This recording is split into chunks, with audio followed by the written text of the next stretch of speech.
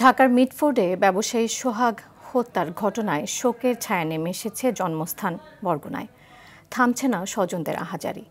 নিজ গ্রামে দানশীল ব্যক্তি হিসেবে সুপরিচিত ছিলেন সোহাগ। এই নারকীয় হত্যাকাণ্ডের সঙ্গে জড়িতদের দৃষ্টান্তমূলক শাস্তির দাবি তাদের। এদিকে সোহাগের স্বজনদের অভিযোগ, সুকৌশলে মামলা থেকে জড়িতদের নাম বাদ দিয়ে অন্যদের মামলায় জড়াচ্ছে পুলিশ। বরগুনা থেকে তাওহিদুল ইসলাম শুভর পাঠানো তথ্যচিত্রে বিস্তারিত জানাচ্ছেন আব্দুল হামিদ। গত 9 জুলাই বিকেলে ঢাকার মিটফোর্ড হাসপাতালের সামনে এভাবেই নৃশংসভাবে পাথরের আঘাতে জনসম্মুখে হত্যা করা হয় ভাঙাড়ি ব্যবসায়ী লালচাঁদ ওরফে সোহাগকে।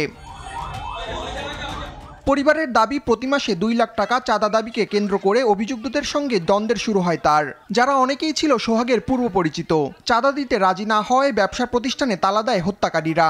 নানা হুমকি দিয়েও চাঁদা আদায় না করতে পেরে নির্মমভাবে খুন করা হয় সোহাগকে। বলছে কি, তো আমার পারমিশন ছাড়া তুই আমার দোকানে তালা দিছিস কে? তারপরে এই কথা বলছে, পরে আমার বাবাকে নিয়ে পাথর দিয়ে ছুরি দিয়ে এখানে এখানে এখানে গুলি করছে। কিভাবে নিষ্ঠুর ভাবে মারছে ওরা, মানে আমার বাবার এরকম নৃশংসভাবে হত্যা করছে। টিটু, মঈন, লম্বা মনির, ছোট মনির, তারপরে কাইয়ুম মোল্লা, যারা যারা আমার বাবার হত্যা করছে সবার ফাঁসি হোক। যারা আমার বাবাকে মারছে তারা তো মেন না, এর উপরেও কেউ আছে যে টাকা দিয়ে আমার বাবারে মার্ডার করাইছে। আমার স্বামী জানি সুস্থ একটা বিচার হোক, এরকম কঠিনতম বিচার হোক, জানি নেক্সট কেউ যেন এরকম পদক্ষেপ নিতে না পারে।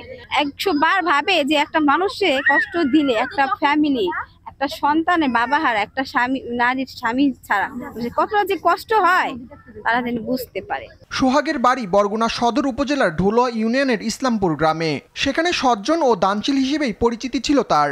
আমার লাইফে আমি দেখি না যে এইরকম নিঃস্বার্থভাবে হত্যা করে মানুষকে মানুষ।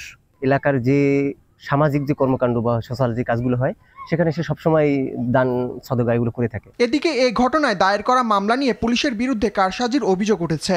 পরিবারের দাবি, মামলার কপি পরিবর্তন ও সুকৌশলে ঘটনার সঙ্গে জড়িত 17, 18 এবং 19 নম্বর আসামির নাম বাদ দিয়ে হত্যাকাণ্ডে জড়িত নয় এমন অনেককে আসামি করা হয়েছে।